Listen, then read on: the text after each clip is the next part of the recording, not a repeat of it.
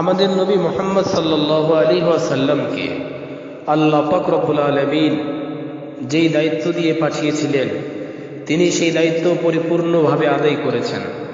যার সাক্ষী হচ্ছেন আল্লাহ পাক রব্বুল আলামিন নিজেই, যার সাক্ষী হলো কোরআনের আয়াত। আল্লাহ পাক রব্বুল আলামিন কোরআনে কারীমের ভেতরে আয়াত নাজিল করে সারা পৃথিবীর মানুষকে জানিয়ে দিয়েছেন যে আমি আমার নবীর দায়িত্বের ব্যাপারে বলছি, তিনি তার দায়িত্বকে পালন করেছেন। মুসলমান, আসুন আমরা আলোচনা করি পৃথিবীর ইতিহাসে মহামনীষীগণ যে দায়িত্ব নিয়ে অবতীর্ণ হয়েছিলেন, সেই দায়িত্ব কি ব্যক্তিগত ছিল নাকি ঐশী দায়িত্ব ছিল? ব্যক্তিগত দায়িত্ব নিয়ে যারা এই পৃথিবীর ভেতরে আগমন করেছে তাদের কেউ তার দায়িত্বকে পরিপূর্ণভাবে আদায় করতে পারে নাই। আর পরিপূর্ণভাবে তাদের দায়িত্ব পালন করা, আদায় করা, এটা কশিনকালেও সম্ভবপর নয়। যেমন আপনারা মনে করুন পৃথিবীর ইতিহাসে বিজ্ঞানীদের কথায় আসুন। যেমন আমরা প্লেটোকে অনেক ভালোভাবে চিনি। প্লেটো হচ্ছেন একজন মহাবিজ্ঞানী, অনেক কিছুই তিনি আবিষ্কার করেছেন। আমাদের পাঠ্য পুস্তকগুলোতে এখনো এই প্লেটোর ব্যাপারে পড়ানো হয়। প্লেটোর আবিষ্কৃত সূত্রগুলো আমরা পড়াশোনা করি। প্লেটো অনেক কিছুই আমাদেরকে উপহার দিয়েছে। তো এই প্লেটো, তার ব্যাপারে আমরা একটু আলোচনা করি। দেখি তো তিনি কেমন ব্যক্তিত্ব ছিলেন। আমার বন্ধুগণ, আল্লাহ পাক রব্বুল আলামিন এই পৃথিবীর বুকে মানুষকে পাঠিয়েছেন। প্লেটো একজন মানুষ, তিনি এই পৃথিবীর বুকে এসেছেন। তিনি হলেন মহামনীষীদের মধ্যে একজন, কারণ তার জ্ঞান গরিমা ছিল আকাশচুম্বী। অনেক জ্ঞানের অধিকারী তিনি ছিলেন। পৃথিবীবাসীকে জ্ঞান দিয়ে তিনি সমৃদ্ধ করে দিয়েছেন। পৃথিবীবাসী প্লেটোর কাছ থেকে জ্ঞানমূলক অনেক কথাবার্তা উপহার পেয়েছে। পৃথিবীবাসী প্লেটোর মাধ্যমে অনেক ফায়দা হাসিল করতে পেরেছে। কিন্তু এই প্লেটো যখন মৃত্যুর কোলে ঢলে পড়ল, যখন তার জীবনের শেষ নিঃশ্বাসে সে উপনীত হলো, তখন তার অবস্থা কেমন ছিল? আমার বন্ধুগণ, প্লেটোর অবস্থা তখন ছিল এরকম। প্লেটো বলতে লাগলো, যদি পৃথিবীর বুকে আরো কিছুদিন আমি বেঁচে থাকতে পারতাম, তাহলে পৃথিবীবাসীকে আরো অনেক কিছুই উপহার দিয়ে যেতে পারতাম। কিন্তু তা তো হলো না। আমি এখন মৃত্যুর কোলে ঢলে পড়েছি, যে কোনো মুহূর্তে শেষ নিঃশ্বাস আমার ত্যাগ করে ফেলতে পারি।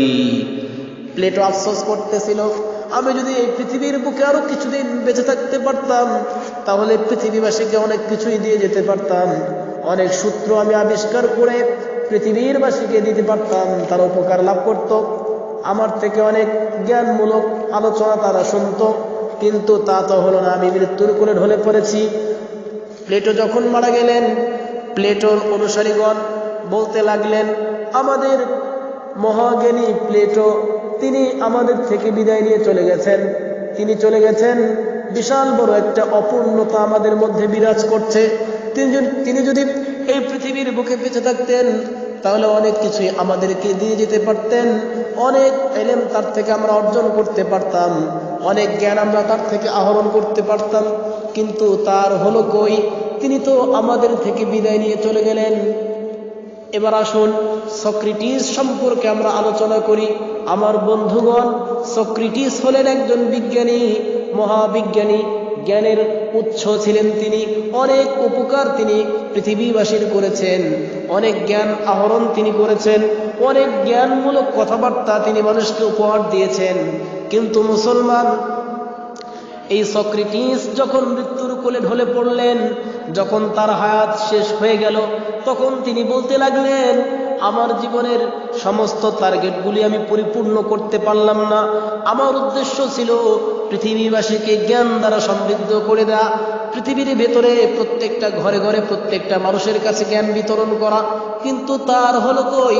আমার মৃত্যুর সময় তো চলে এসেছে, যে কোনো মুহূর্তে আমি মরে যেতে পারি। সক্রেটিস যখন মরে গেলেন, তার অনুসারীগণ বলতে লাগলেন, আমাদের মহাবিজ্ঞানী সক্রেটিস তিনি চলে গেলেন। সক্রেটিস যদি বেঁচে থাকতেন, তাহলে অনেক জ্ঞান আমাদেরকে উপহার দিয়ে যেতে পারতেন। কিন্তু তার হলো কই? আমাদের মহাবিজ্ঞানী সক্রেটিস সক্রেটিস তিনিও তো মারা গেলেন।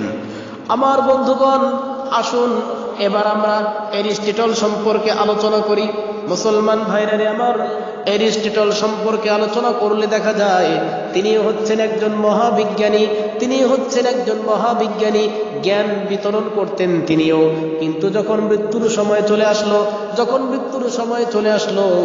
তখন তিনি বলতে লাগলেন, আহারে এখন তো আমার হায়াত শেষ হয়ে যাবে, যে কোনো মুহূর্তে আমি পৃথিবী থেকে বিদায় নিয়ে চলে যাব।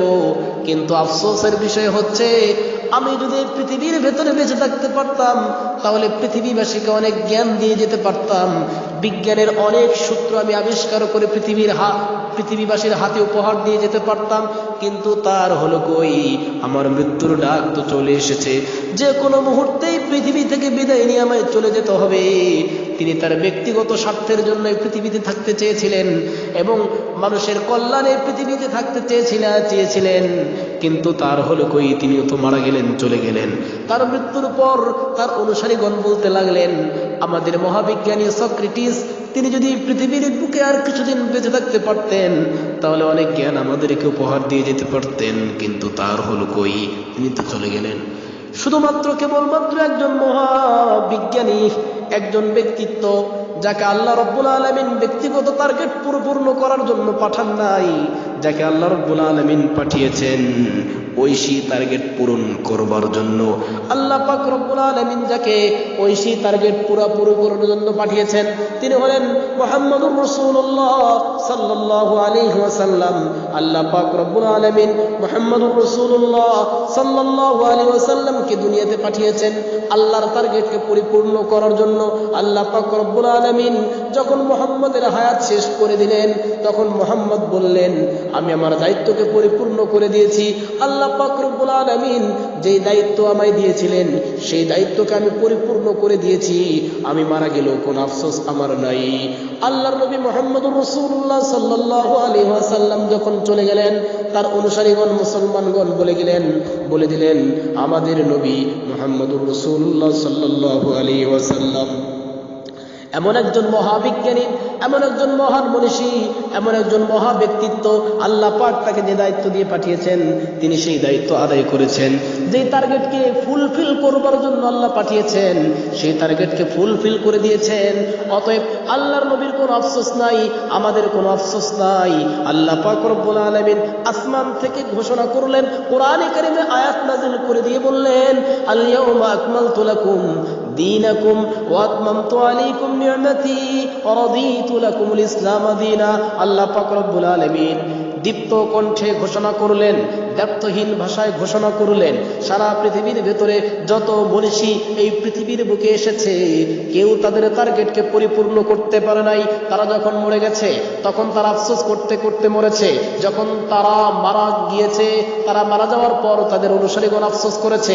কিন্তু শুধুমাত্র একজন ব্যক্তিত্ব, আমার নবী মুহাম্মদুর রাসূলুল্লাহ সাল্লাল্লাহু আলাইহি ওয়াসাল্লামকে আমি দুনিয়াতে পাঠিয়েছি, আমার নবীর কোনো আফসোস নাই। কারণ আমি সাক্ষ্য দিলাম আমার নবী তার টার্গেটকে পরিপূর্ণ করে দিয়েছে। আমি সাক্ষ্য দিলাম, কোরআনের আয়াত আমি নাজিল করে দিয়ে ঘোষণা করলাম, আমার নবীর যে দায়িত্ব আমি দিয়েছি সেই দায়িত্ব তিনি পরিপূর্ণ করে আদায় করেছেন। সুবহানাল্লাহ।